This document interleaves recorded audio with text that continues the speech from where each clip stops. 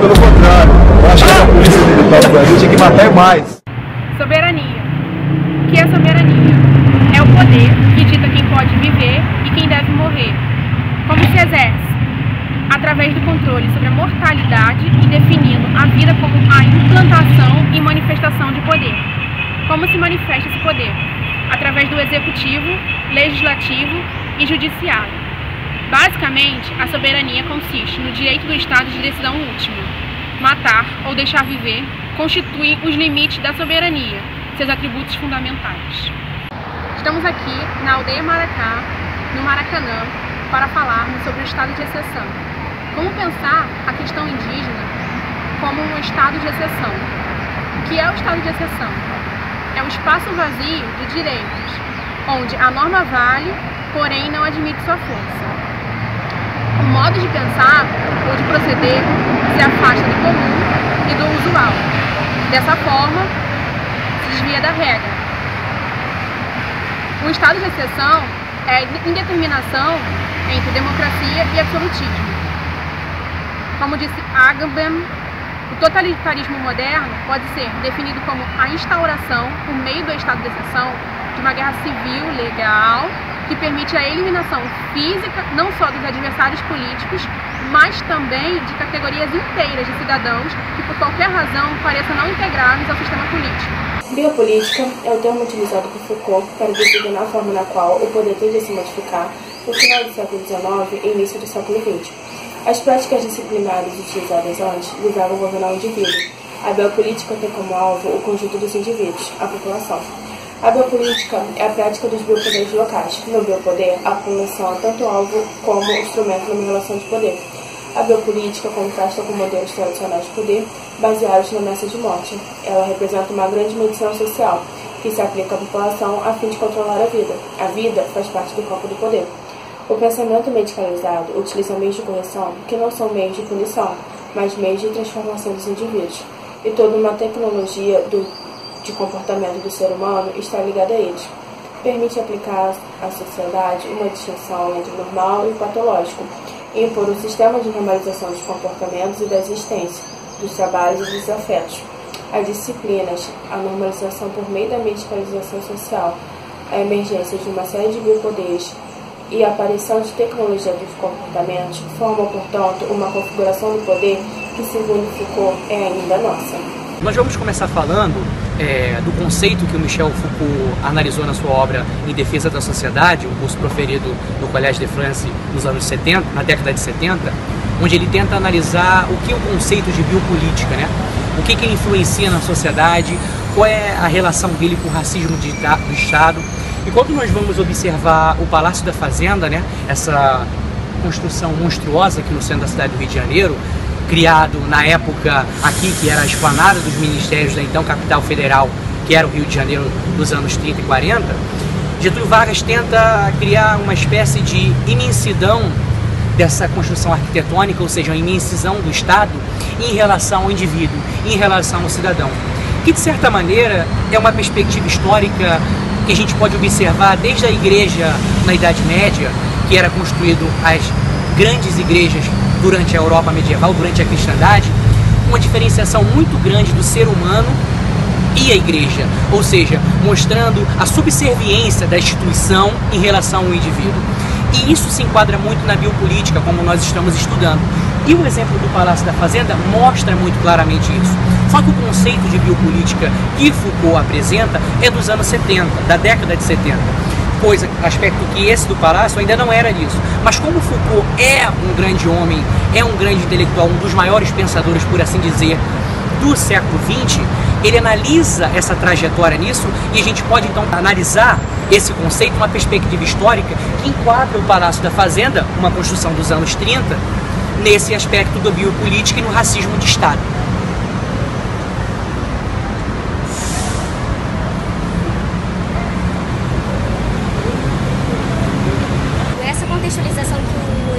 Política fez no vídeo anterior, fala muito sobre a arquitetura do local, do Ministério da Fazenda, né? Que é uma arquitetura estilo biopolítica, que as colunas e as portas são maiores que os indivíduos, são bem grandes, são maiores que os indivíduos, para mostrar realmente que a disciplina da instituição é maior do que essas pessoas. Então é uma forma de tentar oprimir as pessoas para que elas não sejam totalmente livres na sociedade, para mostrar que a instituição é realmente maiores que elas. Ele ressalta que o racismo do Estado tem duas funções, pois primordialmente é o meio pelo qual se faz o corte em quem deve viver e quem deve morrer. Isso no campo do Estado do Rio, principalmente na cidade do Rio de Janeiro, é muito evidente. Assim. Não precisa ir, a gente não precisa ir a ponto quando isso é presente aqui no Rio de Janeiro, né? Quando o batalhão vai fazer alguma operação, ali na ponta do fuzil já está tempo, quem já está validado pelo Estado, quem deve morrer e quem não deve morrer. Tanto é assim, várias investigações são abertas e não são concluídas de como morreu, de quem morreu. Isso para o Estado realmente não importa, porque essa segregação que é feita e validada também por ele, já é mais do que evidente quem deve ser morto e quem não deve, ou seja, o racismo de Estado. Política com o racismo no Estado. A biopolítica está caracterizada pela constante atuação do poder com a finalidade de gerenciar a vida biológica da população. E a sua legitimidade é justificada à medida que esse poder seja capaz de proporcionar a proteção da sua população frente aos perigos biológicos, internos e externos a ela. Perigos biológicos. E o racismo foi um mecanismo fundamental de poder para os estados modernos. Seguindo o argumento de Foucault, a relação entre poder estatal e racismo passou a ser muito estreita na modernidade. Na raça, o Estado encontra uma ferramenta poderosa para dinamizar e direcionar o exercício do poder. E nessa perspectiva, o exercício do poder tendo como alvo a purificação do corpo social. É uma característica marcante. O racismo está ligado ao funcionamento de um Estado obrigatório e a servir da raça, da eliminação das raças e da purificação da raça para exercer o seu poder soberano. Foucault, Célia Bernardes afirma que podemos identificar duas funções primordiais no racismo de Estado. O racismo de Estado cumpre duas funções principais. Primeiramente, fragmenta o contínuo biológico, dividindo-o em raças de acordo com uma determinada hierarquia. Em segundo lugar, faz atuar a antiga relação guerreira. Se você quiser viver, é preciso que outro morra. De uma forma inteiramente nova e compatível com o exercício do biopoder. Racismo de Estado e as sociedades nazistas e socialistas. Primeiramente, ele destaca que essas sociedades não criaram as formas de repressão social e de controle. Elas herdaram isso dos Estados democráticos e ampliaram. O racismo de Estado da sociedade nazista é distinto em algumas partes da sociedade socialista. O da sociedade socialista se dirige a loucos, a criminosos e adversários políticos, enquanto o do Estado nazista vai além e se estende às raças propriamente ditas, com a distinção entre alemães e judeus, negros, ciganos, estrangeiros, etc. Eles justificam os discursos de ódio através de roupagens científicas, moralísticas. Por exemplo, o eugenismo, a degenerência, a hereditariedade foram discursos com cunho político que usavam-se da ciência para justificar as suas convicções. Apesar das diferenças, o Estado socialista e o Estado nazista possuem semelhanças. Ambos são sociedades extremamente previdenciárias, universalmente seguras, disciplinadoras, porém ao mesmo tempo assassinas. O Estado nazista não só se preocupa em acabar com as outras raças e subjugá-las, mas também em expor a sua própria nação à morte iminente, pois a morte gera um medo, que é o fator fundamental para a propagação de suas ideias, para a imposição de suas regras, para a disciplina do povo. Pois, diante do perigo, as pessoas se impõem, elas assumem a identidade de superioridade para não sucumbirem a outros povos que podem gerar alguma forma de perigo, que as ameaçam de alguma forma. Uma crise é o contexto ideal para a implantação desse sistema. Podemos ver que na Alemanha, quando ela passava pela crise, a crise econômica em função da Primeira Guerra Mundial, foi justamente nesse momento em que o nazismo foi implantado.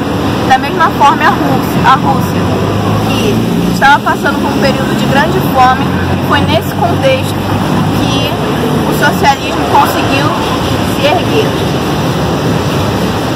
Por fim, eu gostaria de traçar um paralelo entre o estudo de Foucault, as aulas de Foucault, e o livro do pesquisador Wilson Couto Borges, que se chama A Criminalidade no Rio de Janeiro, que fala em seu primeiro capítulo sobre como o medo é um condutor da subjetividade. As classes médias altas do Rio de Janeiro, por meio desse medo, criaram formas de repressão e controle das sociedades mais pobres, que geralmente eram negras. Criaram a polícia militar, entre outras coisas. Era a luta da cidade idealizada, planejada, a branca, contra a cidade negra, que era a indesejada, porém real. Então você pode perceber que em ambos os casos o medo faz com que as classes se voltem umas com as outras, e as raças também. Só uma observação é que na sociedade socialista, o medo não vai necessariamente somente contra as raças, contra as nações, mas também contra as classes.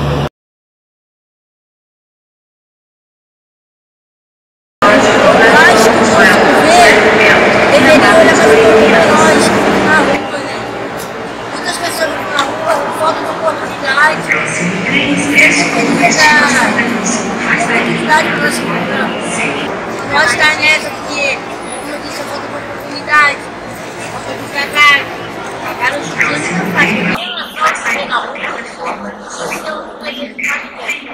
mas se eu não faço uma semana passada, eu